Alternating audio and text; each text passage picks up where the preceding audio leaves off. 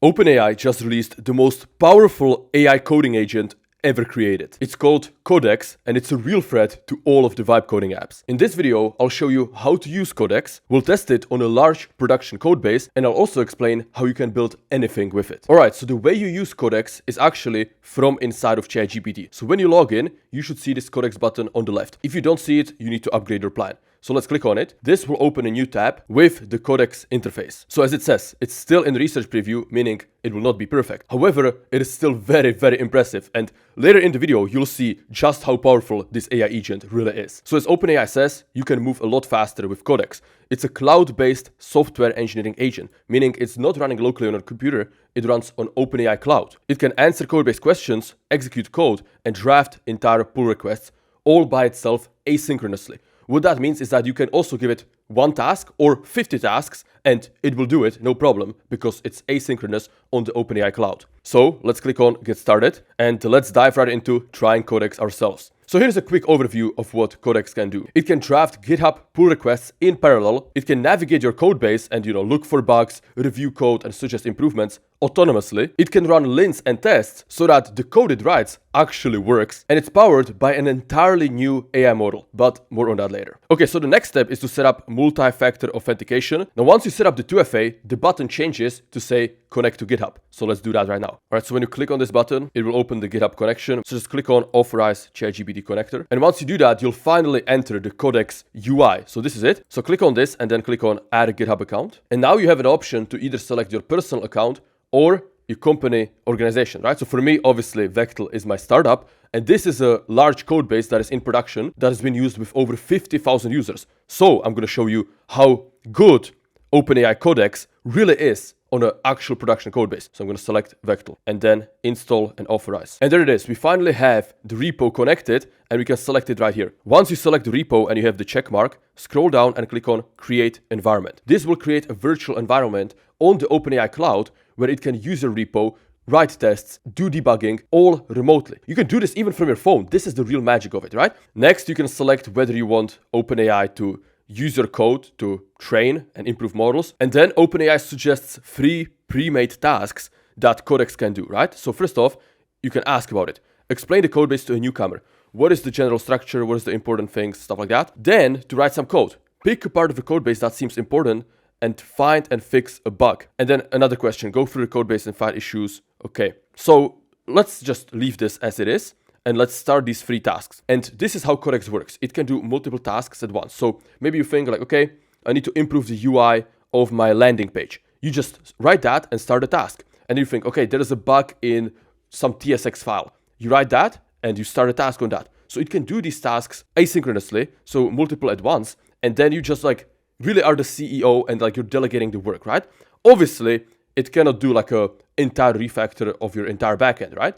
However, small and medium-sized tasks, you'd be surprised how many of them this AI agent can actually do. So now we can see the 3 tasks that we have and Codex working on them. Now, while that's running, let's look at some benchmarks. So here is how Codex 1, this is the new AI model powering OpenAI Codex. Here's how it compares to O3 High, which by the way is the best reasoning model in the world right now. So as you can see, Codex is slightly more reliable than O3 High. It has a better accuracy. The same goes for internal OpenAI software engineering tasks, where Codex 1 scores 75% accuracy, whereas O3 High scores 70. So when you see this, you might think, okay, David, but this doesn't seem like a massive breakthrough, right? It doesn't seem like a huge leap in terms of the benchmarks.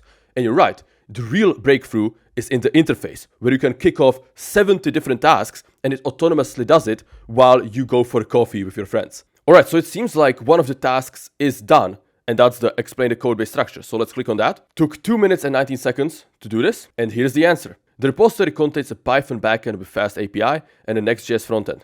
Correct? At the root level, you'll find directories for backend, frontend, instructions, scripts, and test prompts. So this really might be the best way to get up to speed with AI.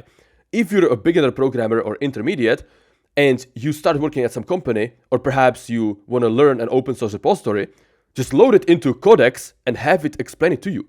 I don't think there's any better way to learn coding than this. Now, I'll admit, this task is pretty simple. It just explains the code base. So let's go back and let's give it a real task. Something that we actually have on the Vectel Kanban board. Something that I actually want to do. So for example, Here in our search inside of Vectel, sometimes it feels really like the results are inverted, right? So I'm going to copy this issue, I'm going to go back into Codex and I'm going to describe this task. And really here is where your part plays. Your prompt needs to be clear, right? You need to say what exactly is the issue, where is the issue, and what your intuition might be. So I'm going to say in our search that lets users find tasks, notes, ideas, sometimes it feels like the results are not ordered correctly. The most relevant should be at the top, but sometimes they are at the bottom. Investigate how we are ranking the results of the search and how our front end displays them. And ensure that the most relevant / accurate result always shows up at the top of the search results. Now, once you're happy with your prompt, you can also select what branch it should work on. So I definitely would not recommend you use your main branch or whatever is in production. Use a side branch that perhaps is your staging environment or even a branch that you just run locally. Now, once you select your branch, you have another option. You can either select a fast mode where you just ask a question where the AI agent doesn't need to write any code, or you can just click on code. This depends if your prompt is a question, right? Like explain this file, explain the structure of that folder, or if your prompt is a task as it is right now. So I'm going to click on code, and all that does is it kicks off a new task. So it's not really blocking my time. I just told it what it should start doing, and it starts doing that. I cannot explain how powerful this feels. Like I really feel empowered as a founder because I can just delegate a lot of ideas, right? I get ideas all the time. Literally in our Kanban board, you can see we have 346 things in the backlog, 94 things in the to-do. There's a lot I want to improve in Vectel, right? But I don't have infinite time. I don't have infinite developers. But now with Codex, I can start all of these smaller and medium-sized tasks and just delegate them to Codex at zero risk. Like think about it. What is the worst things that happens, right? It writes it doesn't pass the test, it's bad code. Oh, big deal, it failed. But there is no downside. If I give it 50 different tasks to do, and even if 10% of them work, that's already 5 completed GitHub issues that otherwise I would have to do, or one of my developers would have to do, that would not be done if it weren't for Codex. So this really is the next paradigm of coding. This really is what programming will look like in the future. It will not be you just like reading lines of code. It'll be you being as a CEO of a company with hundreds of AI agents below you, thinking of how to improve your software and just creating tasks and delegating them. And sure, you still might need to get involved in the more complicated ones, but really the easy ones, there's many easy ones, it can just be knocked off like that autonomously by these AI agents. All right, so before I get too excited, it's running on the task we gave us. However, if we scroll down, we will see that it completed the task, find and fix a bug. So let's click on that. And this is the magic of asynchronous work, right? Because while you're giving it a certain task, it just finishes another one. So while we're reviewing this code, it's working on all the other tasks we gave us.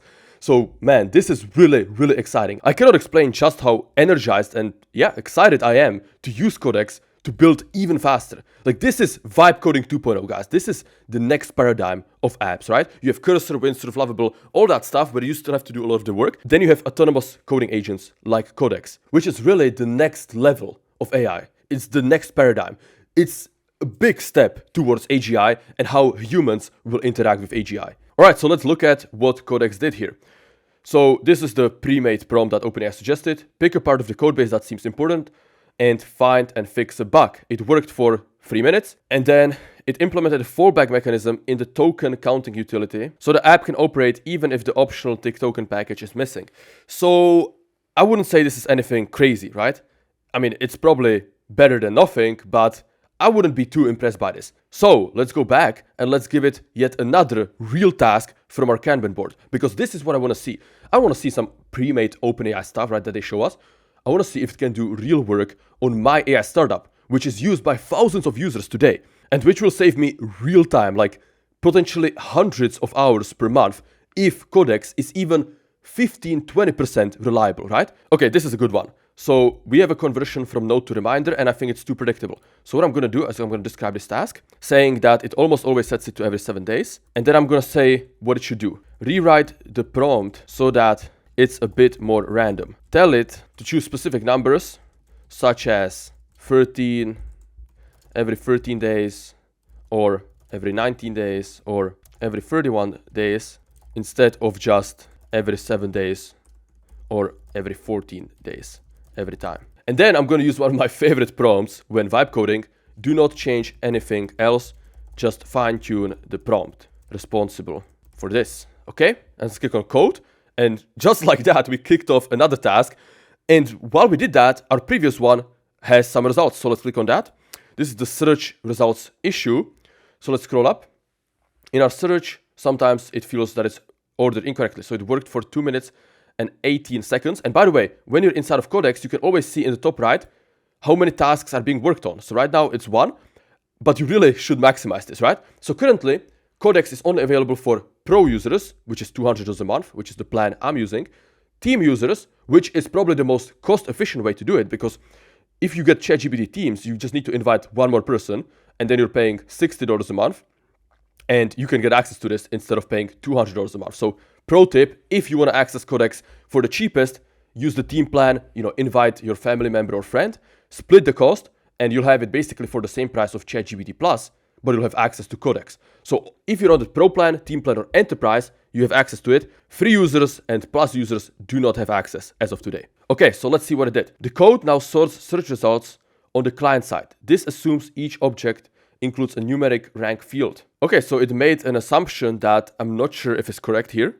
Let's look at the code. So it only added 2 lines of code and deleted 1. That's a bit suspicious. And then it wrote a test, but the test failed. So npm run lint failed to run because next command was not found. And this is the beauty of Codex. You can actually see the results of the test, right? So it cd'd into our front end, into the right folder actually. That's impressive. And then it ran npm run lint and it didn't find that command.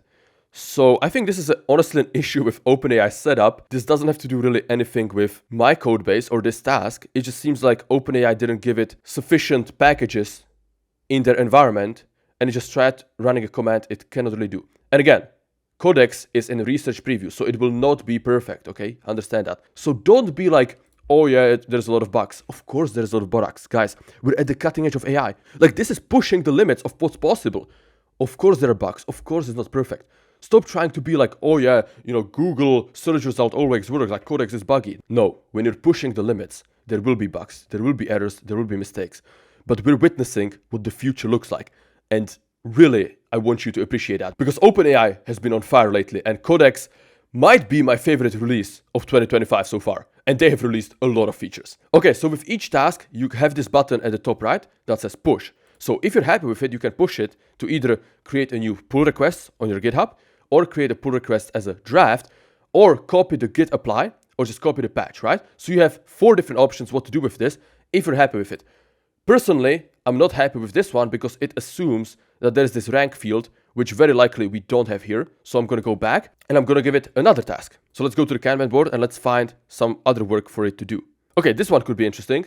Change the chat input color based on chat agent mode. And let's actually improve this prompt. So I want you to update our front-end UI of the chat input area so that the outline color changes depending on whether the user is in agent mode or in chat mode. If in agent mode, keep the colors as is, but if in chat mode, add a thin blue outline around the chat input area, okay? So I've improved my prompt to be clear on what it should do. And really this is also going to impact your experience with Codex. If your prompts are vague and confusing and you don't know what's happening in your code base and you cannot really guide it, you will have bad results. However, if you can write accurate prompts pointing it in the right direction, you'll have much higher accuracy with Codex. So let's kick off this task and let's actually go back to our previous task, which was done. So like every 2 or 3 minutes, a task is finished and you can just give it a new one, review the last one, see if it was correct. If it wasn't correct, give some other stuff, right? So here I can, for example, say, are you sure we have the rank field here? If not, this change is flawed. Grab the code base as well as the supabase setup.md file to really understand how our DB is structured, okay? So when you're not happy with the results, don't just give up on that task.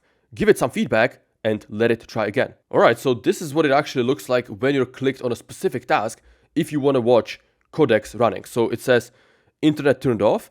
Internet is turned off after container setup is completed. Okay, interesting. So first it does the environment setup, then it turns off internet, then it sends my prompt, and then it's saying what it's doing. I'm opening agents.md file. Okay, this is something that I should show you.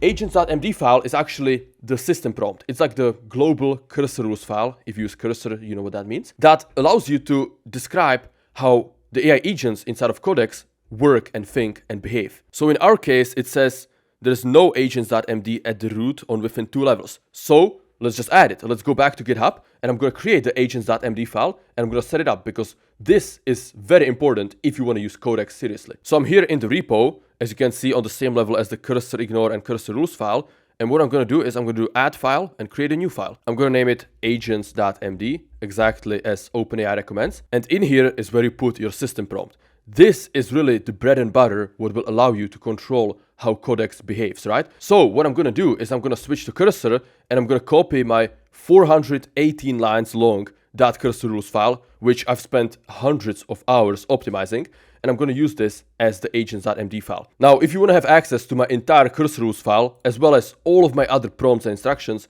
all of this is available in the new society inside of the classroom. Right here underneath templates presets, you can see my cursor rules file, as well as a bunch of other powerful prompts. Plus, if you go into the advanced AI tutorial section, you can actually take our prompt engineering workshop, which is an 8-module workshop that will take you from a complete beginner to someone who's better at prompt engineering than 99% of people. So if you want to use Codex seriously, and if you want to have the best possible results with OpenAI Codex, make sure to master the skill of prompt engineering. That way you have the ability to write powerful system prompts such as this one, which take the performance of your AI agents to the next level. So again, if you want to master prompt engineering, and if you want to access all the other exclusive content we have in the new society, then make sure to join. The link is going to be below the video. And to make it completely risk-free for you, we have a no questions asked money back guarantee. So if you don't like any of the content or the prompts, or if you're just not feeling it, just let us know and we will give you your money back. Again, to join the new society, click the link below the video. Okay, so once you're happy with your agents.md file, and obviously you can change this anytime, click on commit changes to create this file. And now if we scroll down, we should be able to see there it is, agents.md file on the root level with, cursor rules. So if we go into Codex, and for all new tasks, obviously for past tasks, it will not work because it already ran. But for all new tasks, it will search up whether there is the agents.md file, and when there is, it will use it and it will listen to its instructions. Okay, so let's go into Codex and let's see what happens. So I gave it the feedback that if the rank is there, and it worked for another 2.5 minutes and said the SQL function that powers search returns a computed rank field. So it is there. So wow, this is actually impressive. It added some comments to better explain how this works. That's really good. By the way, for context, I'm not the one who built this. One of my developers built this. That's why I'm not familiar with all of the fields here. But it seems like the changes it suggested were correct then. Okay, so I'm going to do push and I'm going to do create new PR. All right, it's loading. It's going to be creating a new pull request. So we should be able to see this inside of GitHub. Pull requests. This should have 1 soon. Okay, there it is. Let's reload. Pull request 1. Let's click on that. And there it is, clarify search rank field usage. Created with the tag Codex, that way you know this was made by an AI agent. So this is going to be the future of work. You're just going to give it 50 tasks, you're going to turn half of them into pull requests, and then your most senior developer will just quickly review those pull requests in the GitHub and accept some, decline others. Man, we really are living in the future. All right, I need to see more. I need to test Codex more because this is addictive. Like, wow. All right, refactor note to reminders. So this one is finished as well. Let's click on that. This is like so exciting, guys. I could work like 16 hours a day like this. This is incredible. Let's scroll back up. The note to reminder agent is way too predictable, almost okay. So then it found the prompt, the correct prompt, generate the current pattern .message.md, so markdown file. Okay, so it rewrote the prompt based on my instructions to make it feel more random or specific. But the main part is that it found the right file and the right section of the prompt, and it did it correctly. So this is the main part. Obviously, this is nothing crazy, but I already know that this change is correct. So boom, push, create a new PR. Amazing. Guys, you don't understand just how much faster I'll be able to work thanks to Codex. Like this $200 a month subscription will easily make me thousands of dollars a month. Like it will save me dozens of hours per week. All of these things on my Kanban board can be tested with Codex. Like obviously it will not complete most of them. Let's be honest. If I were to say maybe 30% will be completed by Codex. But that will still save me hundreds of hours per month. Like, wow, I'm beyond excited. So let's go back. This task has been reviewed. We have opened the PR, and let's look at this one. Update chat input outline. So this is more of a front-end UI task. Worked for 2 minutes, 11 seconds. So as you can see, usually it works between 2 to 4 minutes, right? Obviously, if we give it something way more complex, it will do more. But this is the most common. So let's see what happened here. Okay, it passed one more prompt, the chat mode, into our input area TSX. And whether it's a chat mode, it does a blue outline. Okay, one more file has been changed in that TSX to actually pass the chat mode. Okay, and then inside of types.ts, it passes the chat mode as well. Okay, so it is aware of dependencies. It didn't just change the file with the UI, it changed 3 other files which need to pass the chat mode. So even though it's failing this linter test, which I really think is an issue with the setup of the environment on OpenAI side, I don't think this is a problem with my code base or with this specific task. However, even though it changed this looks correct. So what I'm going to do, I'm going to click on push and create a new PR. Okay, let's go back. And when you're in the main Codex page, which is this page, you can actually clean up your list of tasks, right? So these were the original ones from OpenAI. And honestly, I don't really care about them because they're pre-made for everybody. I care about these specific ones for my Vector repository. So what you can do is click on this archive button. You can just archive these. That way, your list of tasks is clean, right? Same as in Vector, you want to make sure that your main tasks are actually the most important ones. Now, of course, if you want to see your archive tasks, there is a tab for this as well. That way you can unarchive anything and maybe continue working on it. So yeah, this has been ChatGPT Codex. It might be the most important AI agent of 2025 so far. And I'm not saying this lightly. This is a big step towards the step to AGI. This is like massive. It allows you to delegate work. It allows you to asynchronously work on multiple tasks. 10 plus, 20, 50 plus tasks at once. It allows you to take a random thought, describe it in 10, 15 seconds, and send it to an AI agent. And maybe it does it, maybe it doesn't. But in either way, you're further than you would before. So really, if you are thinking about starting a business or building an AI startup, it has never been a better time to do so. Because ChatGPT Codex, from my testing and from the testing of my team, really feels magical. And guys, I have a strong feeling that this is not the last video I'm gonna make on Codex. So if you want me to make more videos on ChatGPT Codex, perhaps go even more in depth and test it on some really difficult refactor or some complete big feature, comment below and make sure to subscribe. According to YouTube Studio, only 33% of you guys are actually subscribed. So if I see a lot of people subscribing on this video, I will know that more Codex content is what you want. With that being said, thank you for watching and I wish you a wonderful, productive week. See ya.